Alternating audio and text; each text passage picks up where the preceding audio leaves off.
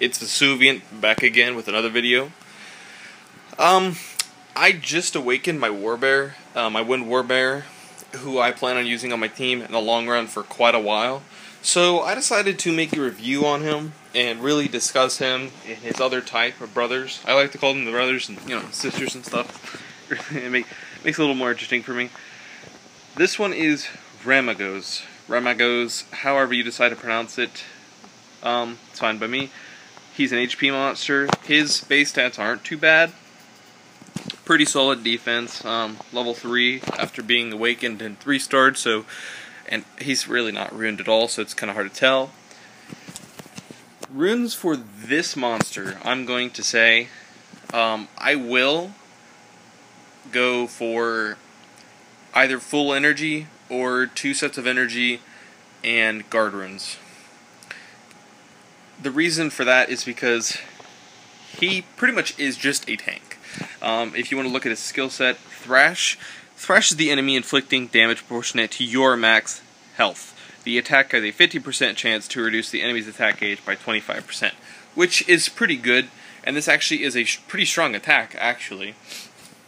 I was using a friend's Warbear, and it did like 1200 damage to a fire monster. I was like, that's pretty weird, but it's based off its max health, and I don't think there's a direct calculation or any way to calculate that.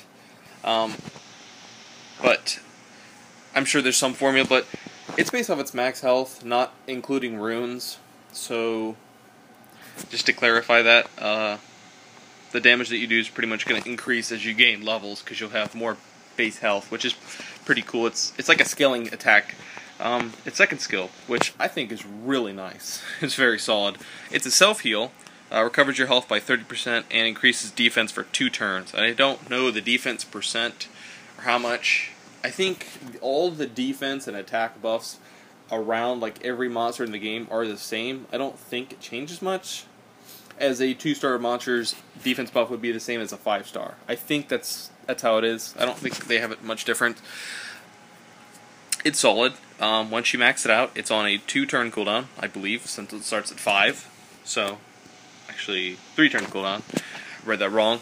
And it increases to 50% health. So, it's on a 3-turn cooldown, and increases your health by 50%.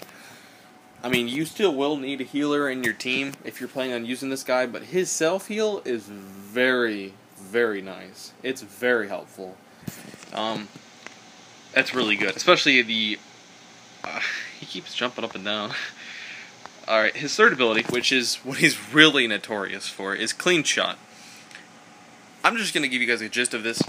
All the damage that he takes in the current round, so if you guys know how you go on a mission, and there's 6 stages, the damage doesn't travel over stages, and I was actually wondering it myself, and I asked a friend, and he confirmed that it does not go over. I think that the developers obviously would have implemented that. It didn't go over because he'd probably be the most OP monster in the game, one-shotting bosses alike. So, for that current stage, the amount of damage he takes is stored, and you can heal and take more damage. It doesn't really matter. The amount of damage, the exact numbers are stored until you use Clean Shot.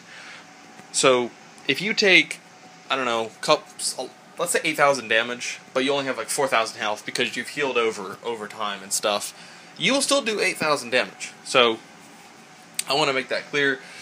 It stacks, but it's only for that round. So, that's why he's really good in Arena, because there's only one round.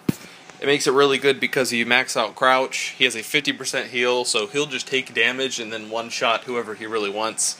But you have to be wise and patient to use Clean Shot at the right time. Also, a side effect, he gets another turn, which is really nice if he kills a unit. So, maxed out, that gives him a 4-turn Clean Shot, so he has 4 more turns to soak damage. He has 3 turns to heal. So, I mean, effectively, you use Clean Shot, and then 1 turn after that, you can crouch. Because it'll be on a 4-turn cooldown. You crouch, do some of these, do some of these. I really love this monster. I'm going to compare him to his brothers. The water one is also very notorious for being very tanky, because, well, it's pretty nice because he has a built-in revive if I can find him. Here he is. This one is the tankier one, more suitable for defense, not really offense. Ramagos is offensive, and this guy's defensive. Reason why? Ramagos' AI always uses clean shot at the wrong time. So, yeah, that's why. And, it's better just to not have AI on and put him in defense. So this guy, same 2 skills, it maxes the same, base health, max health, and all that fun stuff. 3rd skill, revives with 20% of his health. So you're going to build him with full energy and get him prioritize health percent. Then you could go defense percent.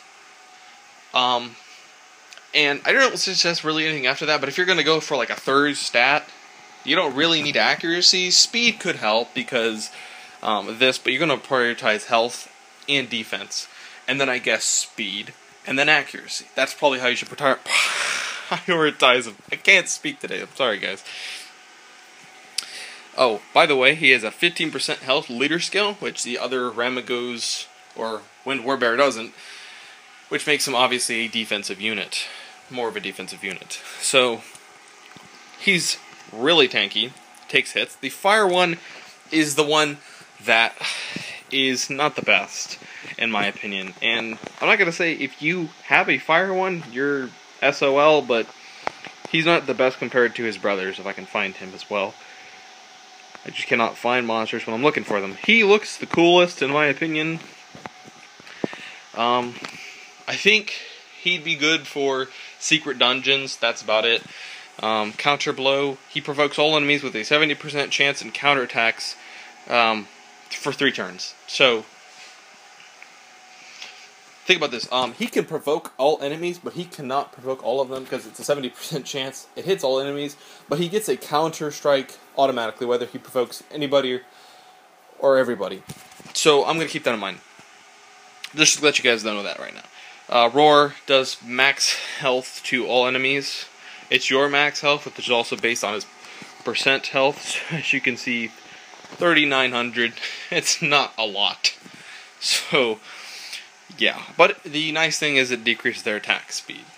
Attack power, actually. Attack power is a lot stronger, which is why I think he's good for secret dungeons. He has 2 AoE abilities, one which gives him a counter blow, and gives him the ability to reduce their attack, which is pretty nice.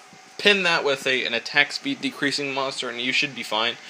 And then maybe a healer. So, in my rating, I'm gonna say wind, then water, then the fire, the light and the dark. I mean, not everybody's gonna have them, but I will go over them anyways.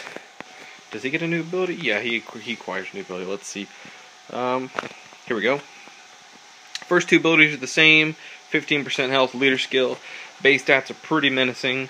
Then he is a 4-star as well, so his alert ability inflicts damage proportional to your enemy's max health. Consumes 10% of your health, which isn't that bad. 10,000 health, you consume 1,000 health to do their max health. So, it's not the best, but it is okay. And I think the dark one's the same. I'm not quite sure. Okay, he has Roar as well, I discussed that, and then he has Charge. So this one I think is better than Light, so I'm going to say Wind, Water, Dark. I'm going to say Fire and then Light. Fire has a lot of utility because of his provoke, so he can actually tank. Light is pretty garbage. He just doesn't look that good to me. His 3rd skill is like, I mean, as a tank, you don't really want to make yourself lose health. And I don't think the percentage is really that strong. I think it'd be better to have one of the other ones. But that's been my review. Just to go over again, it'd be best to go for either full energy, 2 energy, and a guard. Focus on health percentage. For survivability, you could throw in some defense percentage as a secondary stat. And then probably speed, and then accuracy. Because accuracy goes hand in hand with his first ability.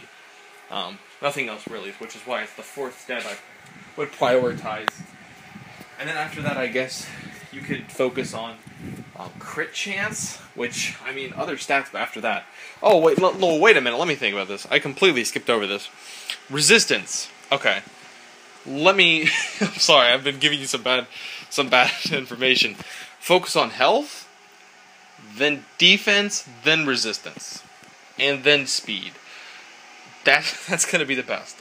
Resistance, because you don't want him having his armor broken or anything put to sleep. So I'll put that in the description. Just if you stayed this long, you know, focus on resistance. So sorry about that. I completely forgot about that. But health, defense, resistance. You could go resistance then defense. I guess it depends on your team. I personally think defense would be nice because you could take more hits, but it would kind of deter your third ability a little bit, but it would make him a little bit of a tank. So if you actually need a main tank and you're not worried about his third skill, then go defense. But if you're worried about his damage and his combat performance, then go resistance. So that's been it, guys. I hope this information helps you. Good luck with any Warbears you plan to use in the future. If you liked the video, pop a like down below, a comment, suggest anything. If you want to see more, subscribe. Peace.